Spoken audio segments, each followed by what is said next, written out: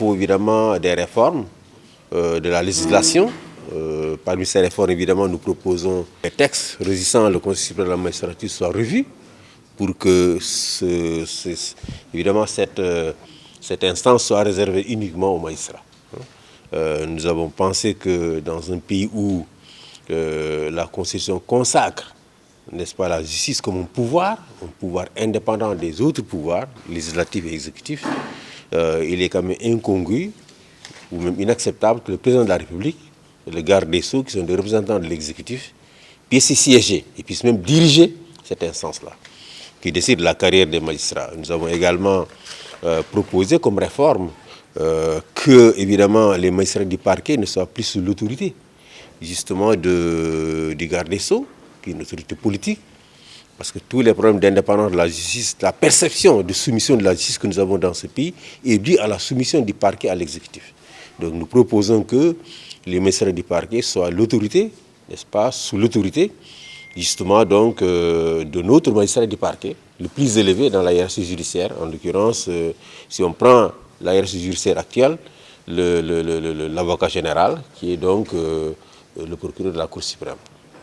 Nous avons également pensé à la question de la haute cour de justice qui devrait être supprimée. Vous savez que c'est une cour qui a la particularité de comporter des juges politiciens, parce que ce sont des députés qui siègent, à part le président de cette cour. La plupart des juges, les autres juges sont des députés, et donc des hommes politiques. Et donc nous estimons que les hommes politiques doivent, comme tous les citoyens, être donc soumis aux juridictions ordinaires du pays. On tiendra compte évidemment des spécificités concernant leurs fonctions, mais ils devraient être justiciables devant les juridictions ordinaires du pays. Il y a la question des moyens également qui se pose.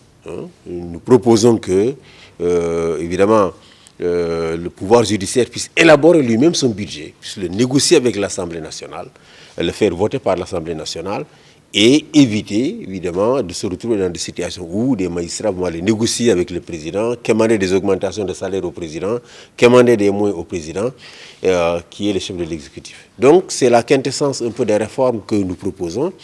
C'est vrai qu'elles sont présentées aujourd'hui dans un contexte qui n'est peut-être pas favorable, parce que tous les candidats sont en campagne électorale. Mais comme je l'ai dit tantôt, c'est un dialogue qui a commencé, mais qui va se poursuivre pendant les mois à venir, pendant les années à venir. Nous n'attendons pas à ce que ces réformes soient faites tout d'un coup. Ce sera des réformes graduelles. Il y a une des réformes qui semble emporter l'adhésion de tout le monde, c'est le retrait du président du garde des Sceaux des Conseils supérieurs de la magistrature. Ce sera peut-être la première réforme à faire, mais les autres vont venir après. Parce que la justice, malheureusement, a été sur la sellette pendant trop longtemps, pendant ces dernières années. Les Sénégalais, dans la grande majorité, parce qu'il y a eu beaucoup d'affaires politiques, n'est-ce pas? Les Sénégalais, à juste raison, ont considéré que la justice avait été utilisée, n'est-ce pas, plusieurs fois pour instrumentaliser, plusieurs fois pour, évidemment, régler certains comptes politiques.